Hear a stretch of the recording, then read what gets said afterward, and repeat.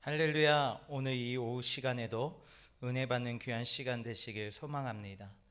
이 세상을 살아가는 모든 그리스도인은 세상을 변화시키는 존재가 되어야 합니다. 그렇다면 그리스도인은 어떻게 세상을 변화시키는 존재가 될 수 있을까요? 그리스도인은 세상을 변화시키는 존재가 되기 위해서는 하나님을 본받는 자가 되어야 합니다. 그래서 오늘은 하나님을 본받는 자라는 제목으로 말씀을 증거하고자 합니다. 이 제목을 보면 생각이 나는 찬송가가 있을 것입니다. 바로 찬송가 455장에 주님의 마음을 본받는 자입니다. 이 찬송가 1절에 주님의 마음을 본받는 자에게 찾아오는 유익에 대하여 찬송하고 있습니다. 주님의 마음을 본받는 자, 그 마음의 평강이 찾아오면 험악한 세상을 이길 힘이 하늘로부터 임함이로다. 주님의 마음 본받아 살면서 그 거룩하심 나도 이루리. 이 찬송가에서 주님의 마음을 본받을 때 찾아오는 유익은 그 마음의 평강이 찾아오게 되고 그 평강으로 험악한 세상을 이길 힘이 하늘로부터 임한다고 합니다. 사랑하는 우리 오산비전교회 성도 여러분, 하나님을 본받는 자의 삶을 살 때 모든 삶의 지경에서 부어주시는 평강의 은혜를 누릴 수 있음을 믿으시기 바랍니다. 우리들은 원래 하나님을 본받는 존재가 창조되었다고 성경은 말씀하고 있습니다. 창세기 1장 27절에 보면 하나님이 자기 형상 곧 하나님의 형상대로 사람을 창조하시되 남자와 여자를 창조하시고, 이와 같이 남자와 여자로 하나님의 형상대로 창조되었을 때에는 하나님으로부터 복을 받는 존재, 즉 평강을 누리는 존재, 하나님과 함께 거할 수 있는 존재였습니다. 하지만 안타까운 것은 죄로 말미암아 평강을 누릴 수 있는 삶을 잃어버리게 되었습니다. 사람은 하나님께 불순종함으로 죄가 그 가운데 들어오게 되었으며 그 결과 더 이상 하나님으로부터 복을 받지 못하고 하나님으로부터 쫓겨나는 신세가 되었습니다. 사탄의 교묘한 유혹에 넘어가 하나님이 먹지 말라, 그리하면 정령 죽으리라고 엄히 명하신 것, 곧 선악과를 따 먹음으로써 하나님의 형상이 잃어버리고 악마의 형상이 되어 그의 후손인 모든 인류는 마음속에 선과 악이 매일 싸우고 있습니다. 이러한 상황이 되다 보니 하나님께서 주시는 평안의 복이 없어지게 되었습니다. 성경은 죄로 말미암아 평안을 누리지 못하는 자들의 특성에 대하여 말씀을 합니다. 첫째는 죄로 말미암아 평안을 누리지 못함으로 두려워하게 됩니다. 둘째, 죄로 무서워서 숨게 됩니다. 셋째, 죄로 부끄럽게 되었습니다. 이 특성이 바로 죄인의 특성입니다. 그러나 이와 같은 특성은 죄로 말미암아 생겼습니다. 사람들의 원래 특성은 하나님께서 창조하실 때 하나님 형상을 따라 지음받았던 존재는 복을 받는 존재, 평안을 누리는 존재였습니다. 하나님께서 주신 복으로 생육과 번성과 땅에 충만하며 온 세상을 다스릴 수 있는 존재였습니다. 이때에는 모든 것이 하나님과 함께 할 수 있었으므로 평안하였습니다. 하나님께서 주관하시는 세계는 모든 것이 풍족하였습니다. 그리고 그 모든 풍족한 것들이 그들에게 주어졌으며 근심 걱정이 없었습니다. 창세기 2장 25절을 보면 죄인의 특성은 부끄러움이 없었다고 말해주고 있습니다. 아담과 그의 아내 두 사람이 벌거벗었으니 부끄러워하지 아니하리라. 죄가 없을 때에는 부끄러움보다는 당당함이 있습니다. 그러나 감사한 것은 우리는 하나님의 한량없으신 사랑과 예수 그리스도의 십자가의 사랑으로 하나님께서 주시는 평안의 은혜를 다시 찾을 수 있게 되었다는 사실입니다. 이러한 평안의 은혜는 우리들의 노력으로 이루어진 것은 아닙니다. 에베소서 2장 8절에 보면 너희는 그의 은혜에 의하여 믿음으로 말미암아 구원을 받았으니 이것은 너희에게서 난 것이 아니요 하나님의 선물이라. 아멘. 이러한 선물을 가질 수 있는 비결은 예수 그리스도를 나의 구주로 믿으며 됩니다.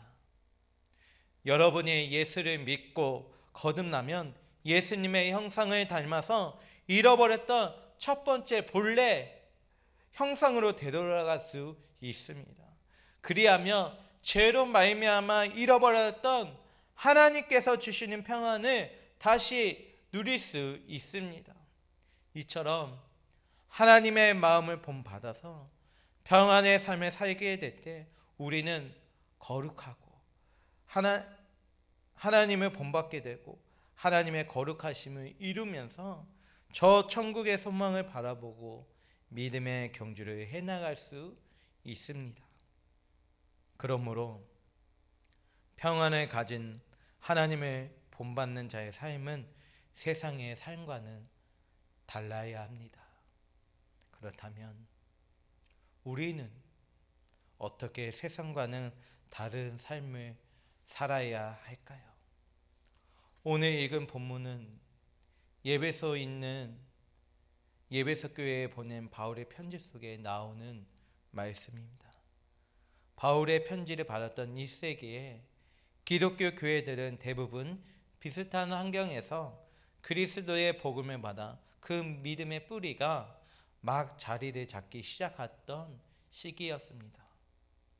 이러한 시기의 초기의 교회는 아직 미성숙했던 상태에서 안과 밖으로 많은 핍박과 환난이 있었지만 사도들이 전한 말씀으로 거룩함과 순결함을 지켜가려고 많은 수고를 했던 교회였습니다. 그래서 바울은 에베소 교회에 있는 성도들에게 이렇게 호소합니다. 에베소서 4장 17절에서 24절에 보면 그러므로 내가 이것을 말하며 주 안에서 증언하노니 이제부터 너희는 이방인이 그 마음에 허망한 것으로 행함같이 행하지 말라. 그들의 총명이 어두워지고 그들 가운데 있는 무지함과 그들의 마음이 굳어짐으로 말미암아 하나님의 생명에서 떠나 있도다. 그들이 감각 없는 자가 되어 자신은 방탕에 방임하여 모든 더러운 것을 욕심을 행하되 오직 너희는 그리스도를 그같이 배우지 아니하였느니라.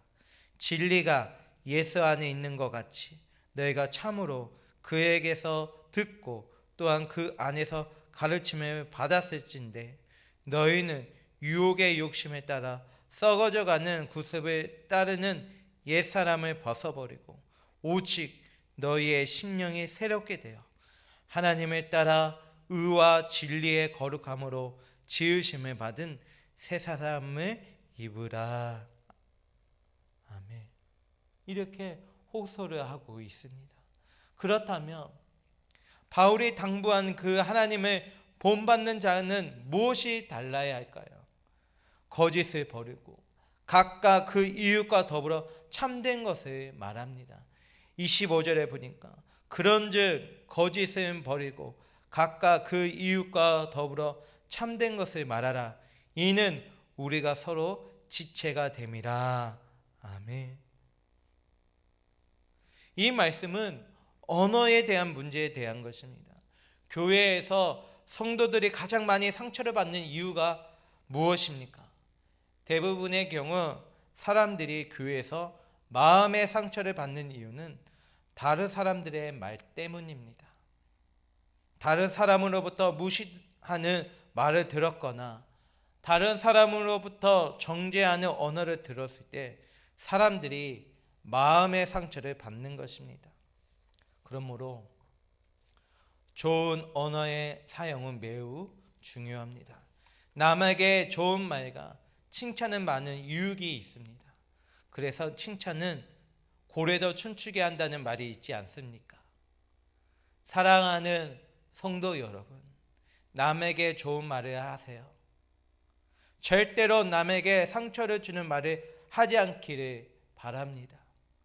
25절에서 말씀하는 것은 거짓을 버리고 참된 것을 말하라는 것은 거짓말을 멀리하는 것은 물론이고 우리의 언어를 통해서 교회에서는 은혜가 되고 덕이 되게 하라는 말씀임을 기억하시고 좋은 말을 통해 하나님을 본받아 서로 사랑하는 귀한 공동체를 이루어 나갔으며 합니다.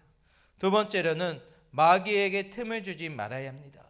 26절 27절에 보면 분을 내어도 죄를 짓지 말며 해가 지도록 분을 품지 말고 마귀에게 틈을 주지 말라. 이 말씀에서 바울은 분노의 문제를 다루고 있습니다. 26절 보니까 분을 내어도 죄를 짓지 말며, 어떤 분들은 분을 내고 화를 내는 것은 아무런 문제가 되지 않는데 다만 화를 내면서도 죄를 짓지 않도록 조심해야 한다고 설명합니다. 그런데요, 저는 분노도 그리스도인들이 버려야 할 덕목이라 생각합니다. 특별히 누군가에게 화가 났다면 그날 저녁까지 지속적으로 분을 품지 말아라 하고 말씀하신 것을 지키시기 바랍니다.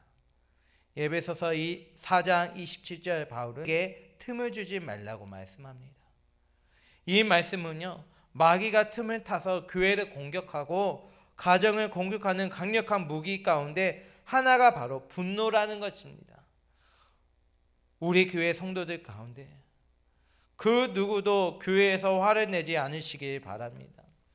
교회의 성도들 가운데 단 한 사람이라도 마음에 분노가 생기고 화가 나기 시작하면 마귀는 바로 그 틈을 이용해서 우리 교회를 공격하고 교회를 무너지게 합니다. 그러므로 이제 우리 교회는 분노보다는 사랑의 말을 통해 교회를 아름답게 세워나갔으면 합니다. 교회가 멋지게 세워질 때 하나님 나라의 귀한 도구가 될 수 있습니다. 세 번째로는 선한 일을 해야 합니다. 28절에 보니까 도둑질하는 자는 다시 도둑질하지 말고 돌이켜 가난한 자에게 구제할 수 있도록 자기 손으로 수고하여 선한 일을 하라. 아멘. 다른 사람의 것을 훔치는 행위가 과거 이방인의 모습이었다면 이제 예수님을 믿고 크리스천이 된 사람은 단지 도둑질을 멈추는 것을 넘어서 자신의 손으로 일하여 번 돈으로 다른 사람을 돕는 데까지 나아가야 한다는 말씀입니다.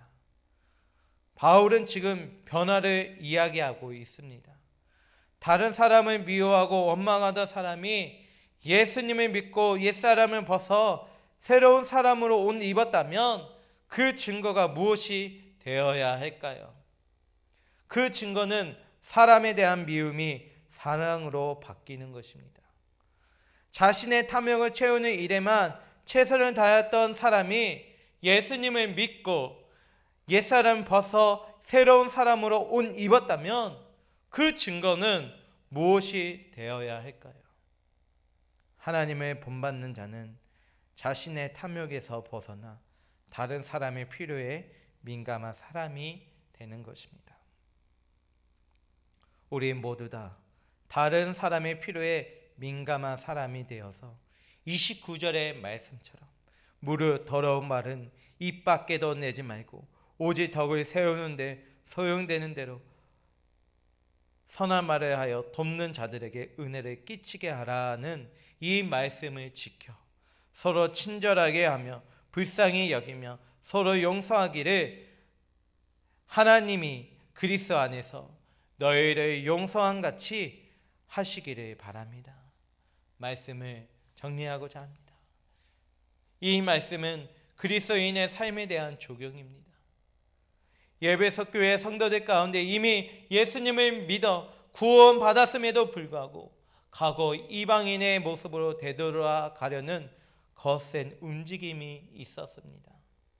그 소식을 전해들은 바울이 이미 예수님을 믿어 크리스천이 된 예배석 교회 성도들에게 이방인의 옛 모습으로 되돌아가지 말 것을 강력하게 호소합니다. 그래서 예배서서 4장 24절에 이렇게 말씀하지 않으셨습니까? 하나님 따라 의와 진리의 거룩함으로 지으심을 받은 새 사람을 입으라. 아멘.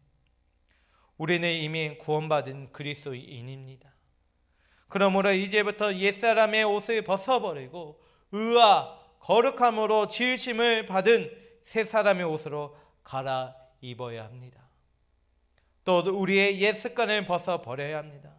우리의 언어가 달라지고 우리의 성품이 달라지고 우리가 인생을 살아가는 목적이 달라져야 합니다. 그런데 우리가 새로운 피조물로 바뀌는 것은 우리 개인의 열심으로 가는 것이 아닙니다. 우리가 새로운 피조물로 살아갈 수 있는 유일한 근거는 삼위일체 하나님이십니다. 선부 하나님께서 우리를 용서하시고 구원하셨습니다. 성자 예수 그리스도께서 우리에게 구원의 문을 열어주시기 위해 십자가를 지시고 다시 살아나셨습니다. 성령 하나님께서 우리에게 복음을 믿게 하실 뿐만 아니라 새로운 피조물로 살아갈 수 있는 힘을 지금도 계속해서 공급해 주십니다. 그러므로 우리가 삼위일체 하나님의 은혜를 더욱 깊이 체험하며 할수록 우리는 새로운 피조물로 조금씩 빚어서 나갈 수 있습니다. 이것이 하나님을 본받아 살아가는 자입니다. 이러한 삶을 살아가면 여러분의 마음에는 두려움도 없습니다. 부끄러움도 없습니다. 모든 삶에 주님께서 주시는 평안의 삶을 살아갈 수 있습니다. 이 평안의 삶을 가지고 모든 삶의 지경에서 주님과 함께 기쁜 마음으로 저 천국의 소망을 바라보고 믿음으로 달려나갈 수 있음을 기억하시고 모든 일에 최선을 다할 수 있기를 주님의 이름으로 축원합니다. 아멘. 기도하겠습니다. 하나님 아버지 감사합니다. 우리는 이미 구원받은 그리스도인입니다. 우리는 이제 옛사람의 옷을 벗어버리고 의와 거룩함으로 지으심 받은 새 사람의 옷으로 갈아입어 주시옵소서. 우리의 언어도 달라지게 하여 주시고 우리의 성품이 달라지게 하여 주시고 우리의 인생의 목적이 달라지게 하여 주시옵소서. 우리의 삶이 지금 힘들고 어려운 시기일지라도 모든 삶에 주님께서 주시는 평안의 삶을 살도록 인도하여 주시고 천국의 소망을 바라고 보고 믿음으로 살아가도록 인도하여 주시옵소서. 예수님의 이름으로 기도드립나이다. 아멘.